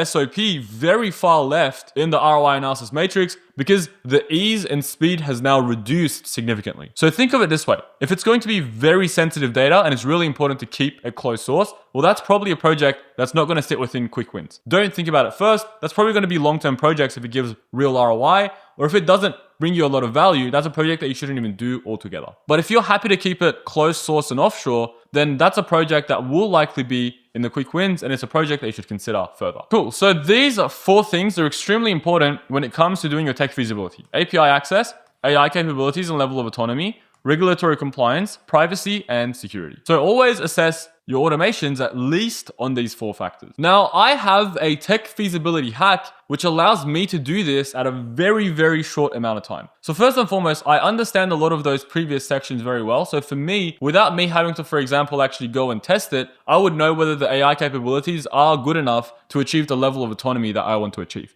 But if you guys are new, obviously, a lot of those things might be foreign to you, so it might take you a while to go through each SOP one by one, list out all of your assumptions, and then test them one by one. So what I love to do is I love to use deep research on Perplexity as a quick hack to achieve this in literally just a couple of minutes. So what I do is I have this prompt on Perplexity, which basically says, I want to automate this process using NA10. The manual process currently involves these steps with these softwares used. The goal is to achieve this desired outcome. Please perform deep research and create a detailed feasibility report by assessing the following. Number 1, does the tools involved offer the APIs or webhooks needed to automate each step? Are there any legal or terms of service restrictions that would hinder this automation? How technically complex will it be to implement and maintain this workflow? And what data privacy or security concerns arise? And should we host components, example open source models, on premises or within specific regions? And then I also have a bonus question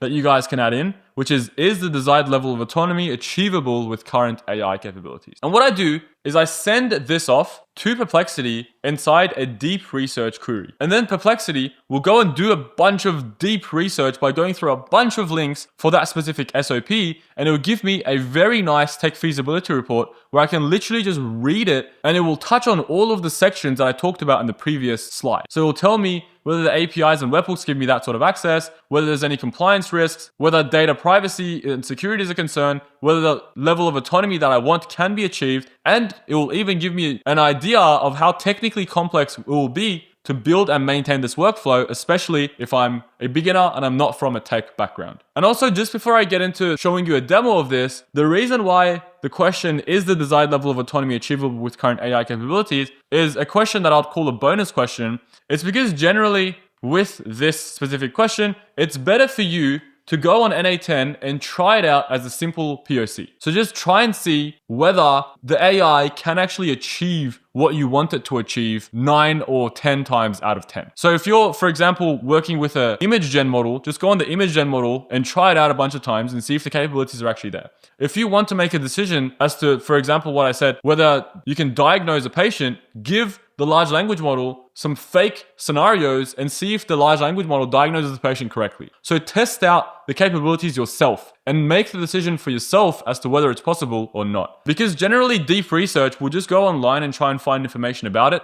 And so it doesn't really do a great job when it comes to assuming level of autonomy, because there's a lot of people on the internet that talk a lot of crap. And the only way for you to truly know whether you can or cannot achieve it is by running a couple of quick proof of concepts, by you just literally going on the AI and trying out that specific component with some test data. So even for myself, if I ever do need to check capabilities, I just go on NA10 and I just run a couple of quick tests on the AI to see if it actually does what I want it to do. So this one I would recommend doing yourself as opposed to just relying on Perplexity to do it for you. So here's an example of me running this query on Perplexity Deep Research. The first thing you got to do obviously is open up Perplexity. Then you want to go on the middle one, which is research. And then you can click on this globe button and you can choose what type of links you want Perplexity to research through. So I want it to research through the entire internet. I'm okay with it researching through academics and social, but I don't think there's a reason for it to go through finance and SEC filing. So I'm going to leave that one off. Now, when it comes to this deep research, the prompt that I've given it is this. I want to automate meeting reminders. So I've replaced that placeholder with meeting reminders. I want to automate meeting reminders using NA10.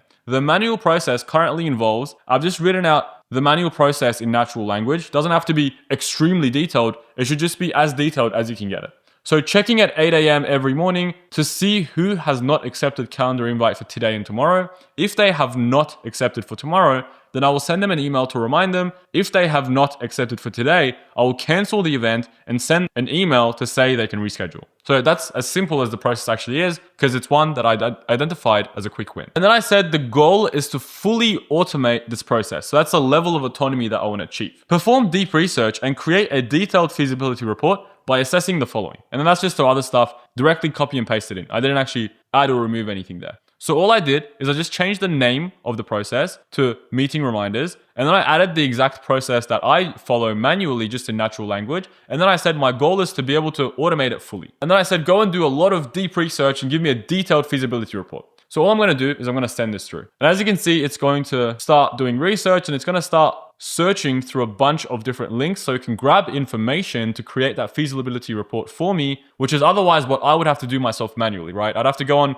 each of those APIs one by one and check whether the APIs give me access. And then I'd have to go and check terms of service and all that sort of stuff, which obviously would take me a long time, but it will take Perplexity just a couple of minutes. But coming back here, just while deep research is running, one really important thing, and the reason why we first started with making assumptions and then we came in and we tested these assumptions, as opposed to us directly just going through all of our SOPs initially and doing deep research on each of them one by one, is that these assumptions allowed us to first put everything on an ROI analysis matrix, right? So we already placed our SOPs within the different quadrants inside the matrix. And so the idea is that with these assumptions, since we've already placed them inside the ROI analysis matrix, we now know which ones we think are going to be in the top 2 quadrants. And for the sake of saving time and not having to go through every single SOP one by one, what I usually would like to recommend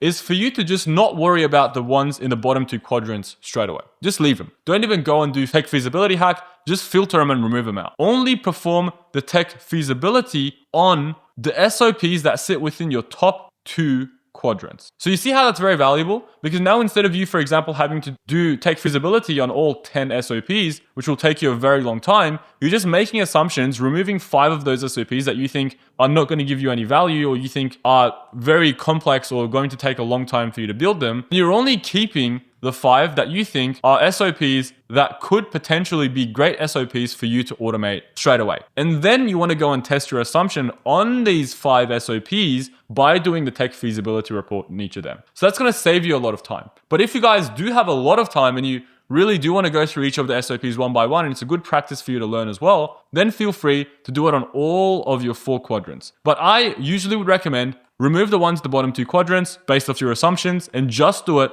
on the ones on the top 2 quadrants. It will make your life much easier, especially if you're going to do this every 3 months. And now with that being said, as you guys can see, Perplexity has gotten back to me with a full feasibility report. So that's amazing. What I love about Perplexity is that not only it goes into a lot of depth, but it also gives you links so you can actually click on them and see where that information is taken from, so you can learn more and look into it more if you need to. Another great thing about Perplexity Deep Research is that it actually gives you an executive summary at the top, and it usually gives you a conclusion section at the bottom. So I generally just read the conclusion section because I'm very lazy. And then if I do need to go and reflect on one thing inside the conclusion section, if something doesn't make sense to me, or if I'm not sure about something, I'll go and I'll check the actual feasibility report. But for you guys, it's probably good practice for you to actually read the feasibility reports a couple of times to at least understand what's going on. So as you can see, first it says in the executive summary, this report evaluates the feasibility of automating meeting reminders, yada, yada, yada. So it's basically just saying what's going on. And then in the technical feasibility analysis, it's going to give me each of those sections that I requested. First, it's giving me API and integration capabilities. So in terms of APIs that I identified, the first one is going to be the Google Calendar API. And it's saying the Google Calendar API gives me access to these three things. And then in the NA10 integration capabilities, it's saying, well, NA10 has already got a Google Calendar node natively integrated, and the Google Calendar node will support being able to do the things that I need to do, like creating, updating, deleting, and retrieving events. That's perfect. It'll also allow for me to send emails. That's perfect. It'll also allow for me to put a schedule trigger node, which says run every single day at a certain time. So this is already so valuable. Like if you guys don't know much about NA10, just these 3 dot points here has saved you so much time. And so basically what the research said here is that from an API and webhook standpoint, we're ready to go. And then in terms of the implementation workflow architecture, it's even giving me an idea of exactly how I can build it, which is super valuable if you guys are brand new. It's telling you you should first have a daily morning trigger inside your automation. So that's the trigger. Then you would have the calendar event retrieval. Then you have attendee status check. And then you'd have conditional processing. And then you'd have email notifications. So that's actually pretty spot on. That's probably what I would do as well. And then based off the actual architecture that it's recommended, it's giving you a technical complexity assessment. So it's telling you how complex it actually is for you to actually implement that automation inside NA10. And it's saying the implementation complexity is moderate, requiring the following technical components. You need to know how to do OAuth 2 setups, which is actually very easy inside NA10. You need to know how to set up workflow logic, and you need to know how to do error handling. So if you've only built like maybe even 3 automations, you know how to do all 3 of these. And so this for you would be a very easy automation to build. And I've found that Perplexity generally calls something that's easy moderate. Like you would barely find it saying things are actually easy. If something's really easy, it's saying it's really easy, then know that that's like really, really easy, if that makes sense. And then from a maintenance requirement perspective, it's telling you that these are the things you'd have to consider. And then it's telling you from a legal and terms of service considerations, which is basically just the compliance risks that I was talking about before, for each of the APIs, what the scenario is. And then it's also just telling you if you have to worry about anything legally as a whole. So for the Google Calendar API, it's saying that the rate limit is 1 million queries per day, which is insanely high. Usage policies, automated interactions must follow Google's API guidelines, limited use requirement. And then for the data, it's saying data protection regulations is what's important. So you have to think of GDPR compliance, data minimization, retention policies. So I would generally say this process isn't something that I would worry about in terms of compliance considerations. So I would move past that. From a security and privacy consideration standpoint, I would also say there's not really much privacy or private data that I think is super valuable, except for just who's booking a meeting with me. And like realistically, I don't think who's booking a meeting with me is top secret. So it doesn't really matter. But it's giving me a full breakdown of going with cloud versus self-hosted. And then it's giving me an implementation roadmap in terms of exactly how long it thinks it's going to take. So it's saying that the whole thing is going to take a couple of weeks up to, 2 weeks, 3 weeks, 5 weeks, 7 weeks, which is like almost 2 months, which is ridiculous. I can build this in a day. And so, yeah, just take some of the things it tells you with a grain of salt. But it will give you a lot of valuable information. But some of the times, especially with the judgments that it makes as to how complex something is or how long it's going to take, those judgments might not be amazing. From complexity, I generally agree with the complexity standpoint a bit more. At least it gives you a comparative complexity. Like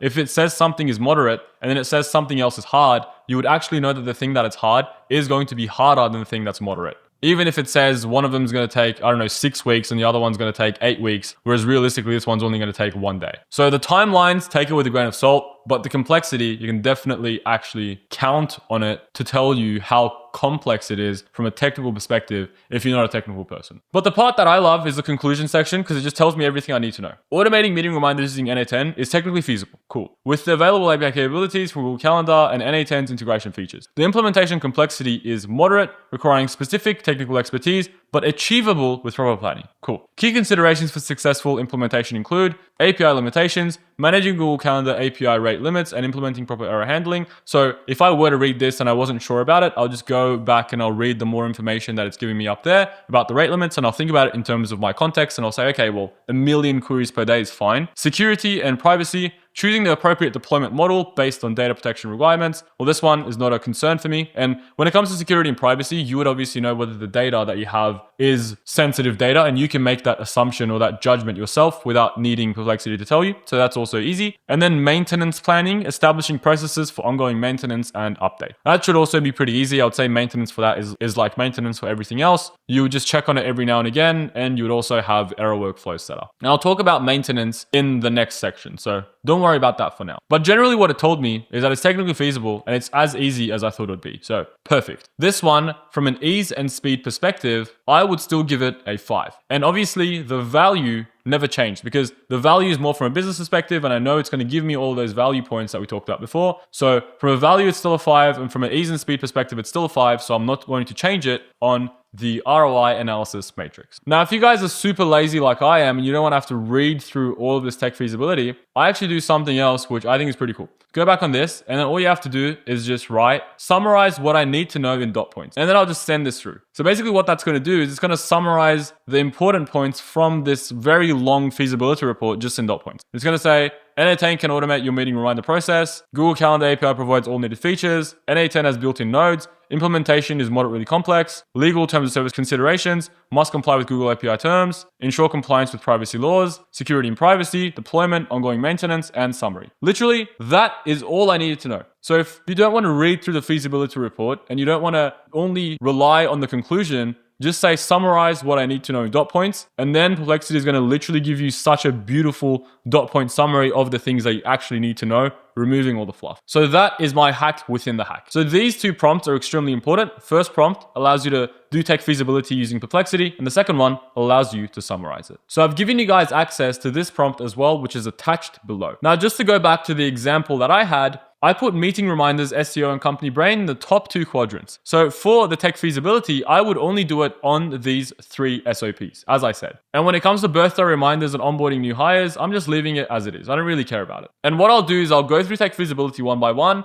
and I'll make sure that the scores don't actually change. Or if they do change, I'll rescore them and put them on the new part inside the matrix. And then I'll move on to the next section. So what I want for you guys to now do is look at the SOPs in your top 2 quadrants and perform the tech feasibility one by one. And in order to do the tech feasibility, what I want you to do is I want you to copy that prompt, put it inside Perplexity, replace it with the values for your specific SOP, and then if you'd like, you can summarize it, decide whether it changes your scores, and then wait for the next section. So here's the Perplexity prompts again. Cool. So now that you've done the tech feasibility and you've tested your assumptions, what I want you to do now is reevaluate your scores. I want you to repopulate this specific table with comparative scores for value and ease and speed. And then after you've populated it with those scores, I want you to put it back on the ROI Analysis Matrix so you know exactly which SOPs you should automate first, second, third, and fourth, which ones are quick wins, which ones are long-term strategies, which ones are nice to haves, and which ones are waste of times. So I'm just going to wait for you guys to quickly do that now. Cool. So now just putting it all together, what you should do in order to build out that short-term AI strategy or build an exact roadmap is you should have 2 lists. Number 1, have a do list. Number 2,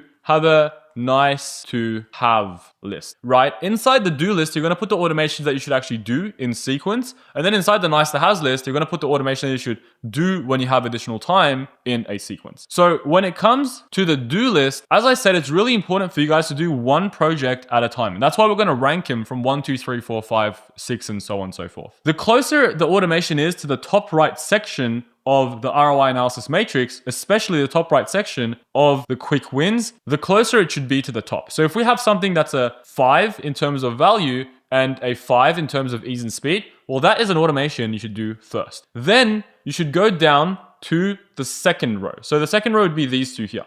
Then you should go down to the third row. And so just by doing that, you should have 1, 2, 3, 4, 5. Now, honestly, even just 1 and 2 is a win for you. If you just know what you should automate first and second, that's already going to keep you busy for a little bit of time and it's going to bring you a lot of ROI. So even just 1 and 2 is enough. But just to kind of make this complete, what you guys want to do is you want to go through all of your quick wins one by one and list them here.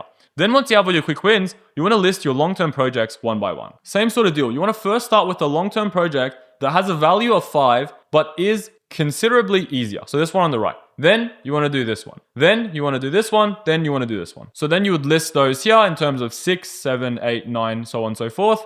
and that will give you all of your SOPs that you should actually automate in terms of quick wins first and then long-term project. Now, if you have two automations that are both sitting at the same exact part of your matrix, for example, they both have 5 out of 5 value and 5 out of 5 speed and ease, so they're both here, then just make a judgment as to which one comparatively you think would be a better automation in terms of high and quick ROI. And then just put that one first and do the other one after. So as I said, all of these scores are very comparative. They're not objective. So you can still make a subjective decision even if they seem to have the same exact score on a 1 to 5 scale. Just make a subjective judgment as to which one you think is better. Put that one higher. So now these are going to give you all the automations that you should build. Then you want to have your nice to have. So in the nice to have section, it's the same sort of deal. Top right is always better. First start with this one, then this one, then this one, then this one. And then list them here in terms of 1, 2, 3, 4, 5, and so on and so forth. And these SOPs are automations that you're only going to automate when you have additional time. So weekend projects, new employee, or something like that. Get them to build out these automations for you in sequence from 1 through to 5. Very important for it to be in sequence. Don't do 1,000 of these at the same time if you're a smaller business. If you're a big enterprise, by all means, if you have a massive team that sits there and just does this, no worries, do it. If you can keep all the projects going concurrently and still not have to sacrifice on time and speed, do it. But if you're a smaller business, then do it one by one, get the ROI and move on. And then as I said, every 3 months, you want to come back to this entire list and this ROI analysis matrix, and then you want to do everything all over again. Actually, I would recommend every 3 months, even doing the what, why, when all over again. So first going through the what, why, when, filtering out projects that you should and can automate, then chucking it inside the ROI analysis matrix and finding out which projects should automate first, second, third, fourth, and fifth. And so that will give you your short-term AI strategy. Now I want you to create your own AI roadmap. You've already gone through one by one and you've put your SOPs on the ROI analysis matrix. I want you to go through exactly what I said, build a do list and build a nice to have list. I'm just going to put it as an abbreviation, and then rank your SOPs in terms of 1, 2, 3, 4, 5, 6, so on and so forth, and then make this as your roadmap. So I'm just going to wait for you guys right now, pause the video and do that right now. Now, just one quick tip, if you guys run an AI automation agency, or basically if it's your job to do this for other businesses and build out projects for them, these nice to have projects, the ones that are very easy to build, but don't really bring that much ROI for that specific business, are things that you can give people as an additional value add, right? It wouldn't be something that they would want to pay for, but you can put it inside your offer to make your offer more valuable. Like you can say, hey, I'll also automate birthday reminders for you just as a gesture. And that's the idea of going above and beyond. And that's what's going to make your service really stand out. And that's what's going to make them want to do more and more projects with you in the future.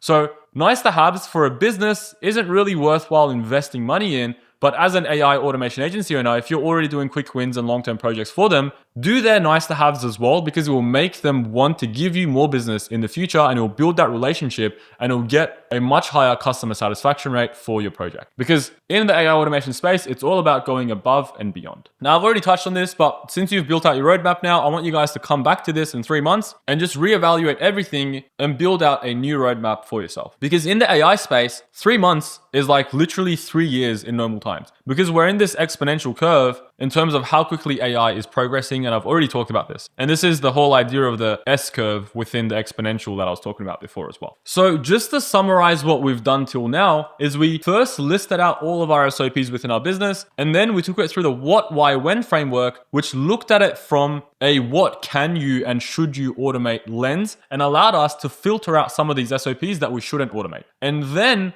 we grabbed those SOPs that we realized, okay, we can automate these and we probably should automate them at some point, and we ran them through an ROI analysis matrix. And this allowed us to build out an exact roadmap with automations that we should build first, second, third, fourth, fifth, and so on and so forth. So now we know exactly which automation we should build right now. Which one should be my main focus for the next week or however long it's going to take. And then after I've built this, I'll go and I'll focus on this one.